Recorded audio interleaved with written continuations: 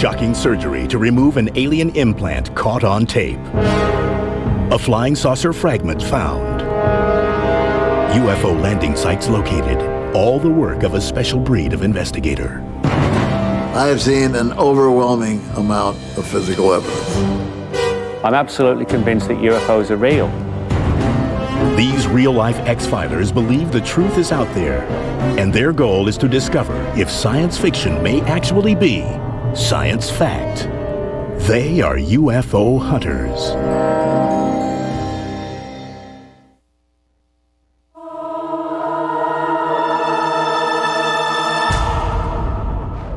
The job of a UFO hunter is the quest for ultimate truth. They seek proof that we are not alone in the universe. They present evidence that we are being visited by beings from other worlds. But does proof of such visits exist? And if so, would that change people's opinions of UFOs and UFO hunters? In 1985, one man, Bob White, claimed that he'd found a fragment of a UFO. I was traveling from Denver to Las Vegas with a young lady named Jan. And in the high desert, if it's a bright, clear night and the stars are shining, which it was, you could see forever.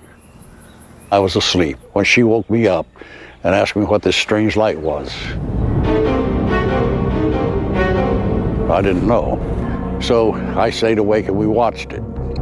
As we got closer to the light, it got bigger.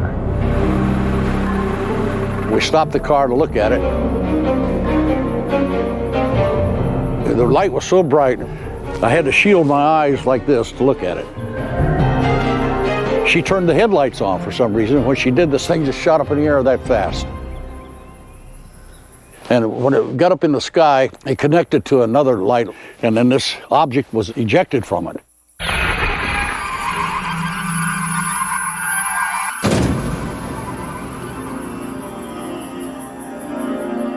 When I first saw it, it was glowing red, and it just looked like a glob of something. And it was too hot to touch. My first thought was, what in the world could it possibly be? What could this be? Once the object cooled, White placed it in the trunk. What you are seeing is the actual object White recovered. This is what it looked like after it cooled down. The only difference is the end piece on here was rounded, and that was cut off for an analysis by Los Alamos. The jagged fragment, measuring 9 inches in length and weighing over 1.5 pounds, was subjected to isotopic ratio and other elemental composition tests at the U.S. government's Los Alamos National Laboratory. After several weeks of testing, White finally talked to a technician. He was very excited about it. He said, "This is definitely extraterrestrial. It's something I've been looking for all my life." And I said, "That's wonderful." So I told newspaper columnist Mike O'Brien that. He called and talked to the same scientist. And the same scientist told him that he didn't say that. And he said, "My bosses have instructed me not to talk to anyone about this." And that was the end of the conversation. Los Alamos would not return phone calls or respond to inquiries for this program regarding the unusual sample. White sent the object to 8 different labs, including MIT, New Mexico Tech, and Scripps Laboratories. While they all concluded that the complex structure was mostly aluminum, White feels that its origin may have been revealed in the results of one of the tests. One that I consider to be the most important was done by a scientist that was on a team of scientists that found a meteorite in Antarctica, and they found a meteorite in India. And they measured the isotopes in strontium and determined that they were from Mars. Well, the same people that did the analysis on those things did the analysis on the object that I have. And the measurement falls right in between the two from Mars. Another anomalous fragment, nearly identical to White's, was found some 40 years earlier. The story was confirmed by declassified U.S. government documents.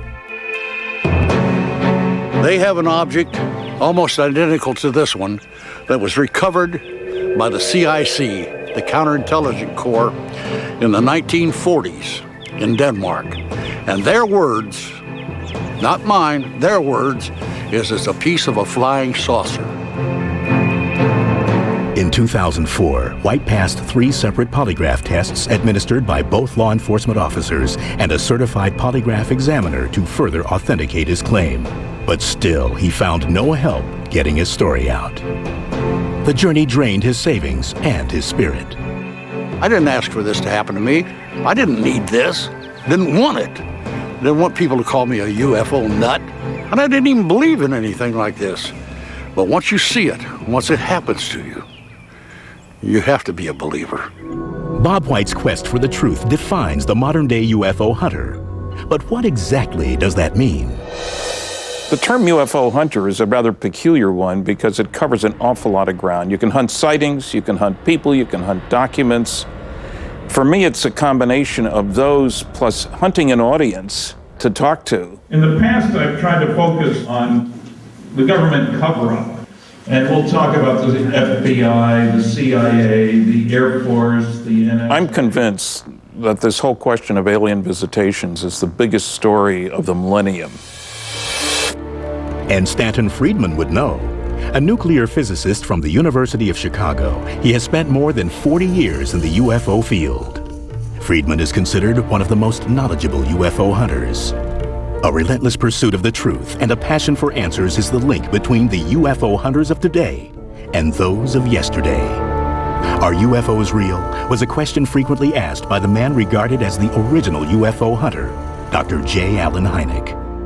J. Allen Hynek is indeed the godfather of UFO research. This man had more experience, more knowledge, and more contacts in the field of UFO research than anyone, and I suspect more than anyone ever will have. J. Allen Hynek was an astronomer with Northwestern University, and early on, when Project Blue Book had been set up by the U.S. government, they had hired J. Allen Hynek as their scientific consultant. Project Blue Book was developed in 1947 by the U.S. Air Force to scientifically investigate the UFO riddle. Hynek was its chief civilian consultant, and he went in as a skeptic. To this time, there is no proof that I would consider valid scientific proof that we have been visited by spaceships. Hynek eventually realized that he was not given full access to the data. One example of this is the investigation of the 1968 UFO sighting over Minot Air Force Base in North Dakota. He was asked by the Air Force to go there and investigate the case, and when he arrived in North Dakota, he was prevented from talking with the witnesses. So it was the fact that some of the cases, the very good cases, were indeed going somewhere else. After 21 years of working with the government, Hynek's opinion on the reality of UFOs changed. With Project Blue Book ending, Hynek concluded that there was need for further study of the UFO phenomena. UFO hunter John Schuessler agreed. He co-founded the Mutual UFO Network, or MUFON, which continues today to investigate UFO sightings. The Mutual UFO Network began because there was no place for people to report UFOs. We became a reporting spot. Schuessler and Hynek garnered respect in the UFO community. However, another UFO hunter emerged from the University of Arizona's Institute of Atmospheric Physics, who used his credentials as a scientist to revolutionize the way his colleagues viewed UFOs. Before James McDonald entered our field publicly, the scientific community was completely ignoring the UFO phenomenon. McDonald was the first prestigious scientist to openly declare his interest in this phenomenon. He startled his colleagues because scientists at that time did not go public with any interest in UFOs. It was a no-brainer, shall we say. Ann Druffel has been investigating UFOs for more than 57 years. She has uncovered Dr. James McDonald's personal journals and has written the only biography of McDonald titled Firestorm. He gave hundreds of talks to scientific groups on UFOs, and he would express in his journal that he had concentrated on the fact that the UFO phenomenon was a serious scientific problem. He was the top hunter, shall we say. Jim McDonald, because he was so convinced that this was a major subject, managed to get congressmen to sponsor hearings back in 1968. 6 scientists testified in person, including McDonald and Hynek, and 6 more of us submitted written submissions only. Following the example set by McDonald was UFO hunter Dr. Frank Drake, a professor of astronomy at Cornell. Drake helped create one of the most recognized names in the study of life in the universe, the Search for Extraterrestrial Intelligence, or SETI program. The SETI program looks at the issue of, are there planets around other stars? And if so, then what is the easiest way for them to communicate with us? With radio telescopes worldwide, SETI searches the skies for radio waves from other intelligent life in the universe.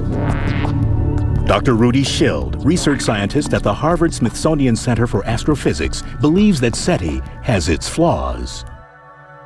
In my view, SETI is an approach taken by people who are very smart and who think that they understand alien technology well enough to be able to exploit it and to give us direct evidence of alien civilizations. Whereas UFO hunters are people who are also smart, but doing the obvious thing that we always do when we see something we can't understand. We get out our cameras, our Geiger counters, and whatever we've got, and just make observations. And I congratulate the UFO hunters because I think they're going to get there first. Have UFO hunters finally found a smoking gun, proof of alien life here on Earth or even under the sea? And later, are humans being abducted and tracked by aliens? Exclusive footage of a surgery to remove alien implants may just change your mind about UFOs. These objects contain metals which are not from this Earth.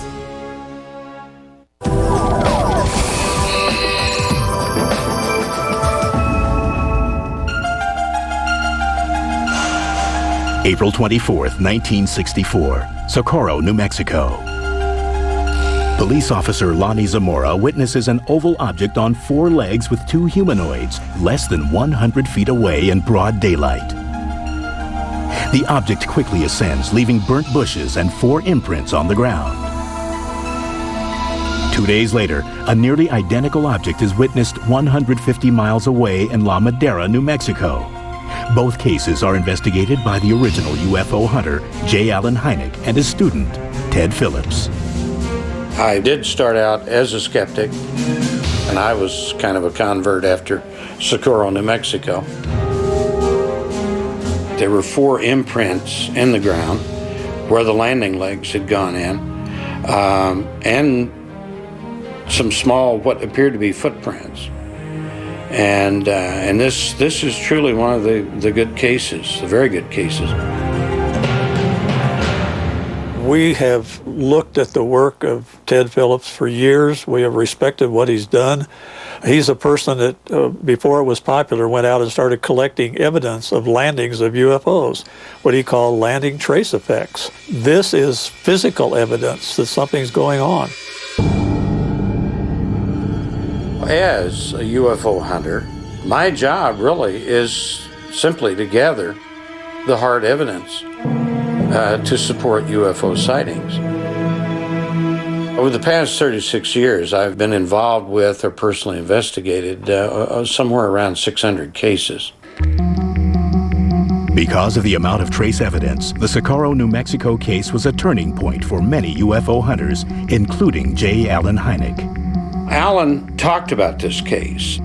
He told me later that he began to see that something, in fact, was taking place because this was a daylight sighting by a police officer with other witnesses and the finding of physical traces at the landing site. So this is why then 4 years later, he suggested to me to specialize in landing cases, especially with physical evidence, for the simple reason that you can look at 1 million lights in the sky and it produces really nothing except 1 million reports of visual observation. Dr. Heineck always suggested that people specialize. Ted listened, and he did specialize, and that's why he became so well known for trace effect investigations. To this day, the Socorro landing is still listed in government files as unexplained. Phillips' archives are filled with cases that he calls significant.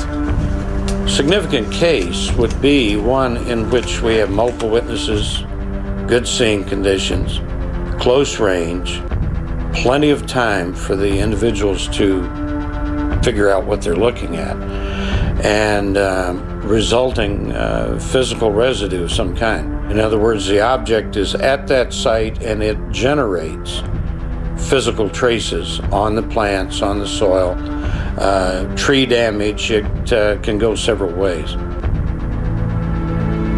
Some of the cases he's investigated couldn't have been done in normal ways. You couldn't have faked it, for instance. It had to be something unusual, unconventional, that flew in, landed, it actually changed the environment, and then it left. I believe that we're dealing with constructed devices under some kind of intelligent control. And that's based on the data, the facts, period. While Phillips may lead the way in land investigations, other UFO hunters are looking to the sea. Considering the fact that water covers about 70% of our planet, a significant part of the UFO research occurs at sea. UFO hunter Paul Stonehill has spent more than a decade examining declassified Soviet documents that detail such sightings.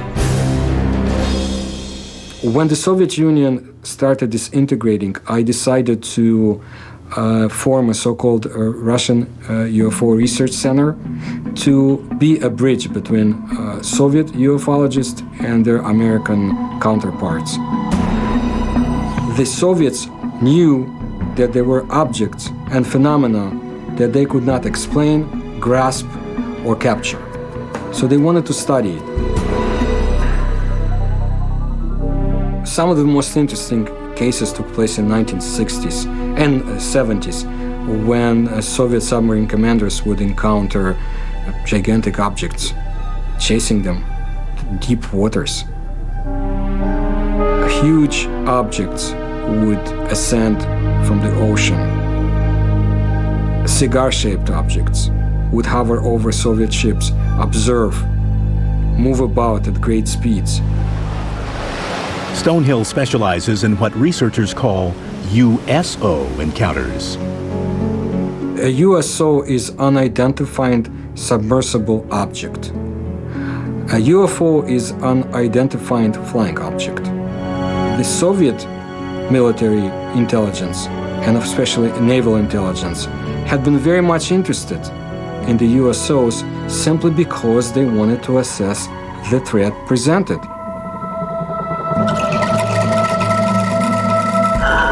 They had examples, even back in 1982, for example, in Lake Baikal, when local commanders tried to capture one of the so-called gigantic swimmers. Machinery was destroyed, people died, human beings died while trying to capture the unknown phenomenon. And the Soviet High Command decided not to lose any more people. There was nothing they could do about the so-called observers.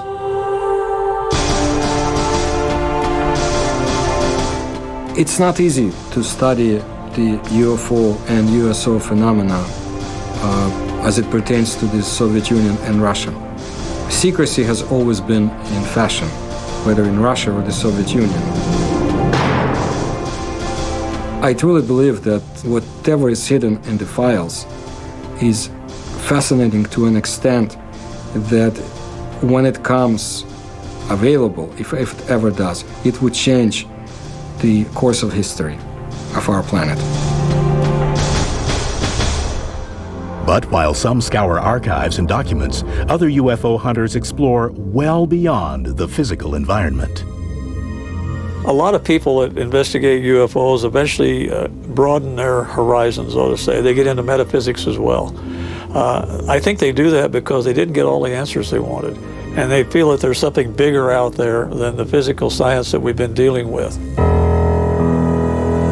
One such UFO hunter is John Rixey Moore. Throughout the 1990s, he traveled the globe investigating a phenomenon commonly associated with UFOs, crop circles. A fresh one definitely is a physiological experience. It's something that makes your hair stand up. When you're walking in one, it's very interesting to note that normally the center of the vortex that formed it is not necessarily the center of the image, of the glyph. It's off-centered. If you walk with the lie of the plants, you get the feeling that you're walking downhill. You can get going too fast. That's the sensation you get. When you turn around and walk against the lie of the plants, you have the exact opposite sensation. You become breathless. It feels like you're walking uphill. Some people react so dramatically to them that they begin to get nauseous as they approach them. UFO hunter Ruben Uriarte has also experienced firsthand the physiological effects that Moore has encountered. Over the years that I've had the opportunity of walking into crop circles, I noticed from a number of other people who are also in the formation sharing their bodily sensations, some of them feeling very dehydrated, some feeling nauseated. Sometimes that has happened to me too, where I feel nausea. It's a sense that there's some sort of sensation that's going on with you. I'm a UFO hunter because I want to know what's going on. I want to know what's going on this planet. I want to know how it connects, how it affects us, and I want to solve the mystery. And through that, I'll do whatever it takes to get there. And that's why it's important for me to continue on this hunt for the truth. Is this video proof that aliens are inserting implants into humans? We looked, and certainly there was a foreign body there, which appeared to be metallic. Can this tiny object really be evidence of an alien abduction?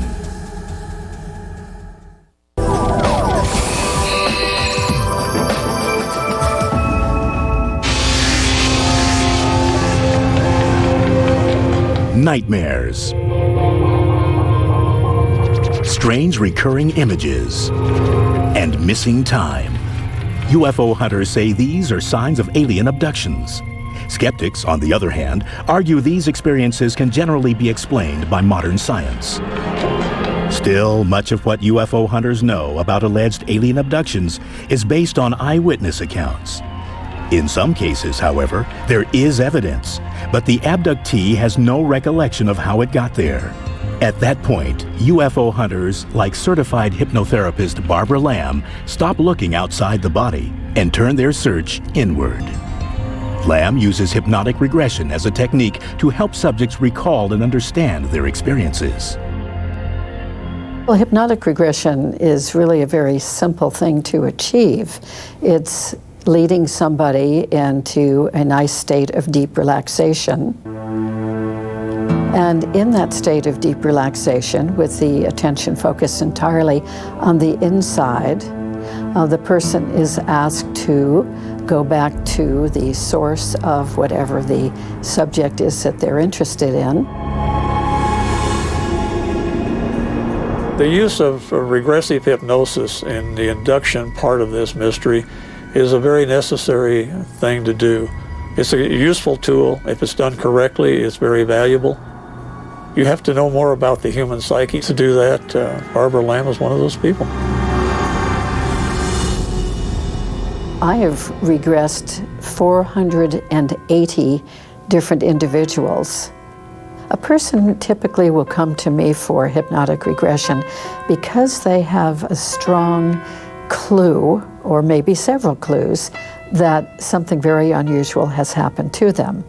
Under regression, these abductees frequently describe terrifying interactions with aliens. There's a tremendous variety of experiences that people have with extraterrestrial beings. Those beings tend to do medical experiments on people, taking tissue samples, fluid samples, maybe taking hair samples, and in many cases they actually insert implants into the person who's having this experience. Could physical evidence of implants exist inside the human body? UFO hunter Dr. Roger Lear takes the leap from the psychological world and studies the physical objects being extracted from the body. I am a UFO hunter, and my job is to pursue research in this very tiny slice of a very strange phenomena.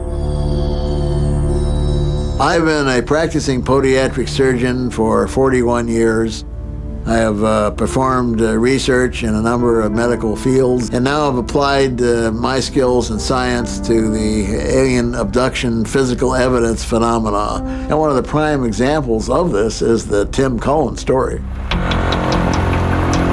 May 30th, 1978. Tim Cullen and his wife Janet were driving north near Highway 59 in Colorado when they encountered what they believed was a UFO.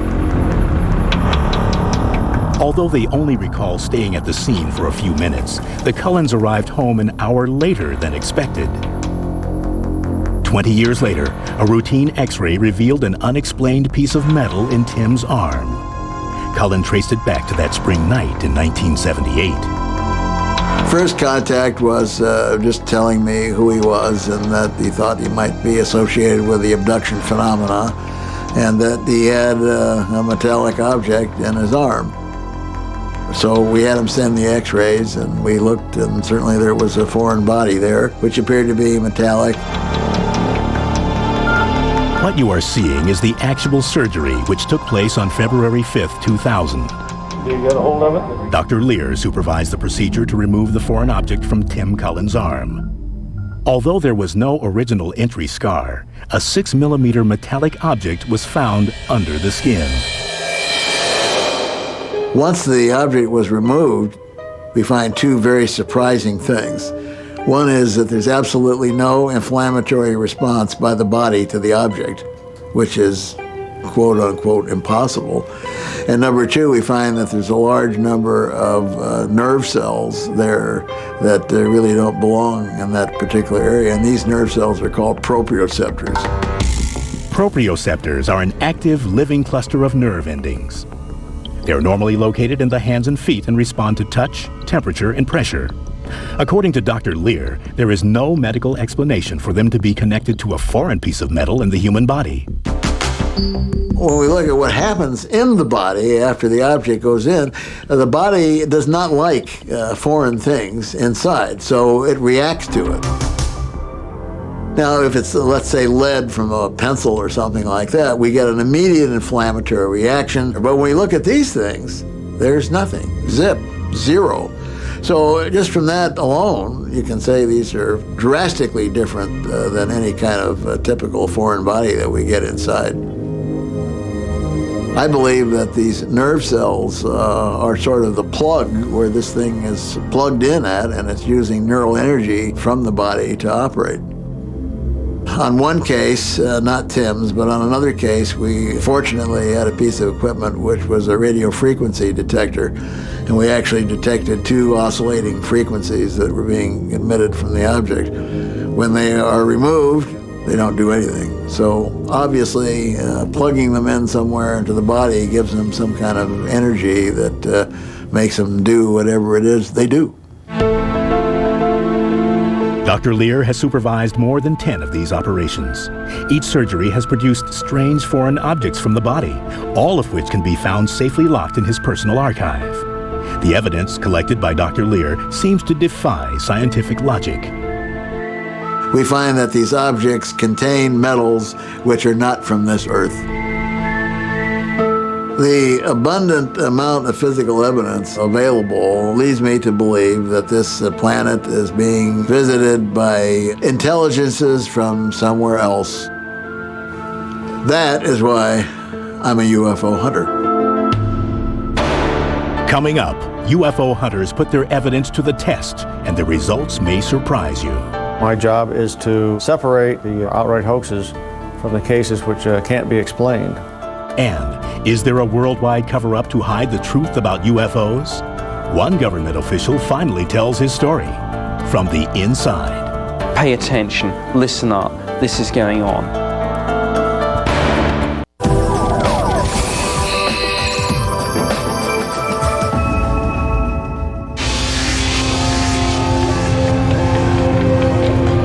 Ultimately, validating the hard evidence accumulated by UFO hunters is just as important as recovering artifacts.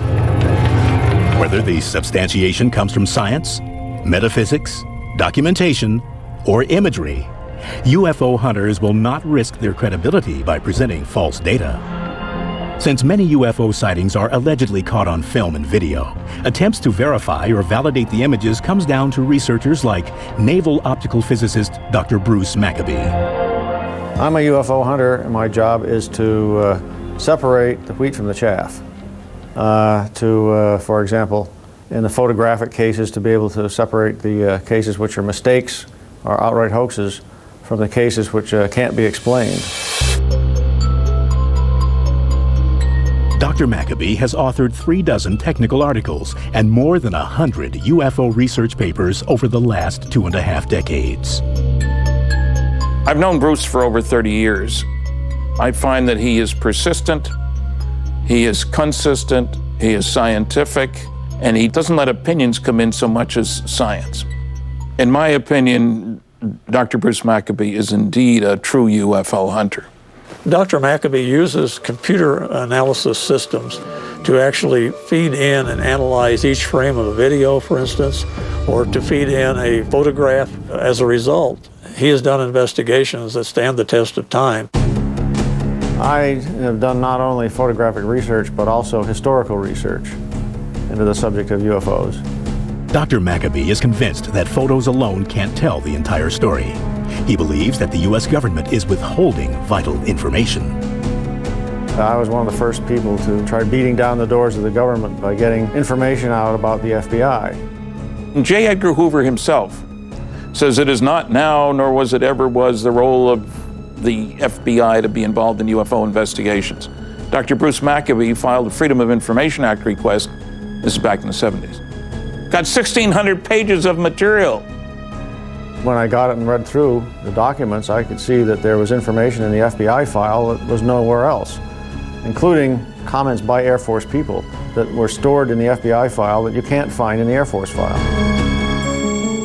UFO hunter Nick Redfern sifts through thousands of government documents from around the world to seek hidden information about these UFO claims. My background is largely looking at things from an official level, trying to determine what has been learned about the subject, what has been uncovered by, for example, the British military, the British Royal Air Force, the Ministry of Defence, and over here, the Central Intelligence Agency, FBI, National Security Agency. What drives me to investigate UFOs is basically, I think that at an official, restricted level, there are people who know the truth about this particular subject. And I feel that if something so important and potentially mind-blowing and life-changing as visitors from another world actually coming here, I think that all of us have a right to know this. Based on my research, I'm convinced that UFOs are real, they're coming from somewhere else, and they're visiting us. And that's why I became a UFO researcher. But are there government officials who will admit to what they are hiding? When Nick Pope, an employee of the British Ministry of Defence, began exposing the ongoing UFO investigations within the British government, a crack in their wall of secrecy appeared. We got into it in 1950 on the basis of the fact that we were seeing UFO sightings in our country and that there was considerable public and media interest from senior establishment figures. Pay attention, listen up, this is going on. We believe that the UFO phenomenon is real. The significance of an MOD employee actually coming out with a statement that they believe some UFOs are alien spacecraft, I think, is to really get across to the media and the public that these things are taken seriously at an official level and that there are people investigating these things.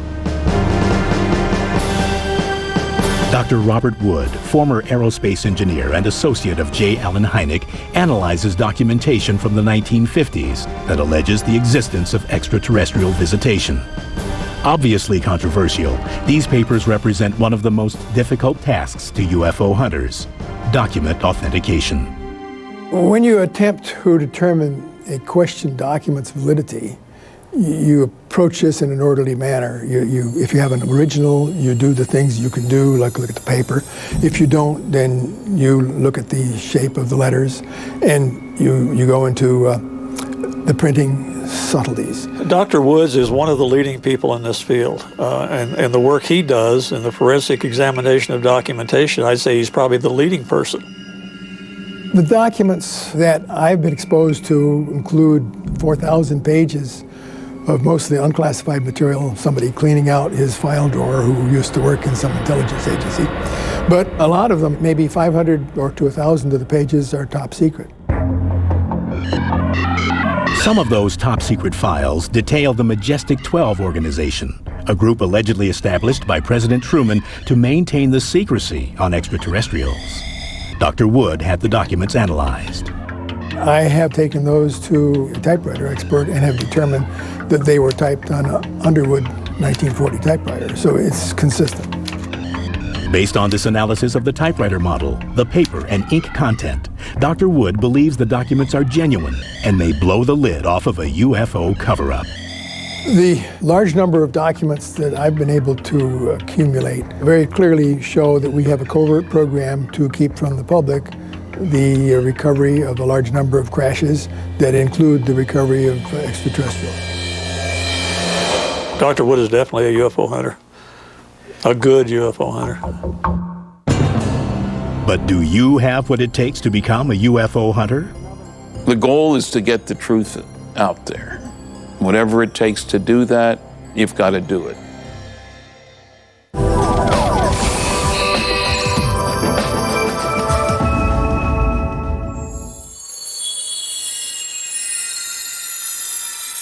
Though UFO hunters are gaining visibility around the globe, they have a perceived PR problem. They're simply not taken seriously.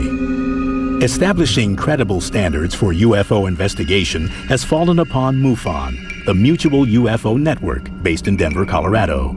This is the largest scientific research organization on UFOs anywhere in the world. They have developed a program to train those interested in the field to do a thorough investigation. The job of the investigator is not to express an opinion, not to influence witnesses, but basically to keep his mouth shut, listen to what they have to tell him, and put that together in some kind of meaningful form. And you have to have some training to be able to approach the subject in the right way. How are you going to go about doing the investigation? The MUFON Field Investigator Training Program trains members of MUFON who wish to volunteer to become field investigators for the organization. Kathleen Martin is the director of MUFON's Field Investigation Program and oversees the training and progress of over 1,000 UFO hunters across the nation. We currently have no formal government-sponsored organization that does this kind of work. And people feel that there is a real need for this kind of work to be done. Yeah, that's a good point. And Peter Jeremiah is one of the many trainers involved in the MUFON program and is skilled at determining who could cut it, who is serious-minded, and who should be weeded out from the ranks. An extraterrestrial vehicle. My goal for teaching others to become certified is to try to get a quality investigator out there doing the work. I don't want to see true believers out there that every little thing that happens is a definite UFO. I don't want to see that happen. Again, is it better to get it? If they follow the investigator's manual and do the research the way they should, the unknowns will show up and the other cases will fall by the wayside.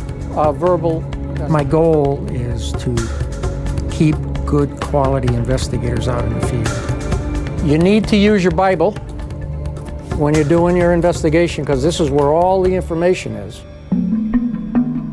Their Bible is the MUFON Field Investigators Manual. MUFON field investigators treat their UFO cases in the tradition of original UFO hunters like Dr. J. Allen Hynek and Dr. James McDonald.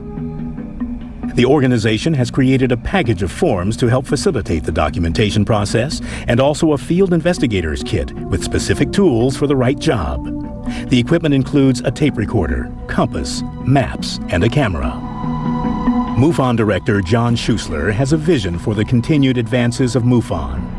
When a new investigator enters the field, he wants to make sure the level of credibility is maintained. We require all field investigators to study that and to take an exam to show they have been through it and they understand the way of doing things. This doesn't mean we limit how much they do in the field. What it means is we give them some criteria so when we get done, everybody's talking the same language. And then have them put it in writing. After the training is over, the UFO hunters head out into the field. Basically what happens is you'll get a report. First thing I do is call the witness, set up a meeting. I like to go to their place, I like to talk to them face to face, not so much on the phone.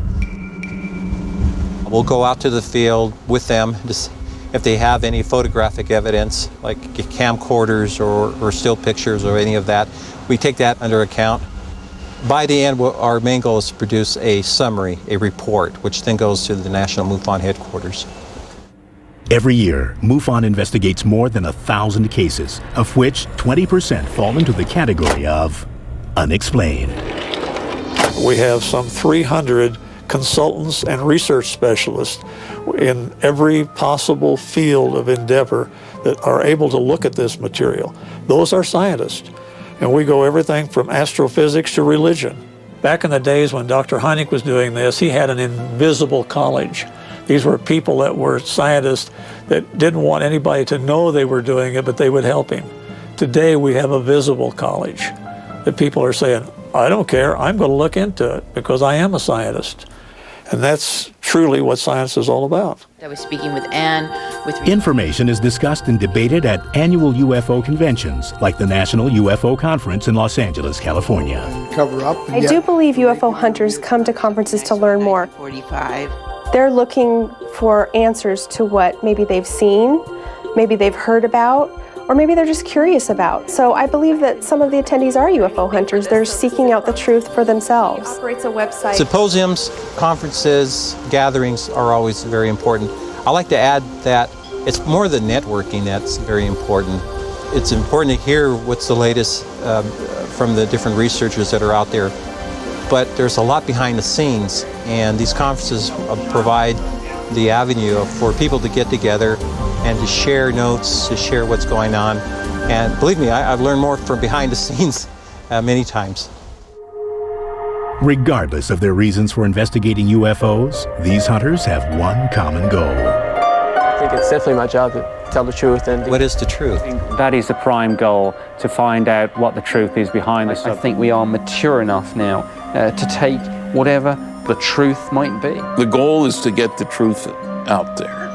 Whatever it takes to do that, you've got to do it.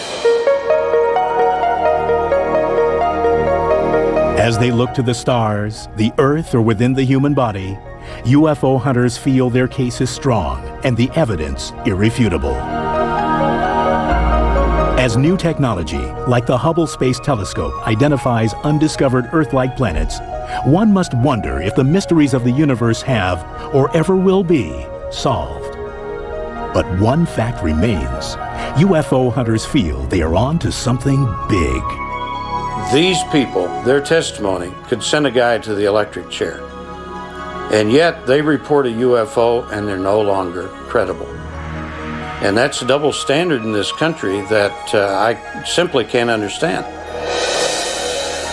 When someone says to me, there's no physical evidence, I look at them with a dismayed look and would tell them that I'm very, very sorry for them. And they would say, why? And I would say, because you're so misinformed. The evidence is overwhelming in the form of large-scale scientific studies, physical trace cases, multiple witness radar visual sightings, abduction cases. There's an enormous amount of data, and what I find is that the people who don't agree with me are people who haven't studied that data. I think we have seen through the UFO mystery the glimpse of the future. We're seeing devices in our atmosphere that operate in ways that we can't and haven't been able to operate. If we could harness any one of these, it'll change the future of humanity. And that's really why I'm in it. That's why I'm a UFO hunter.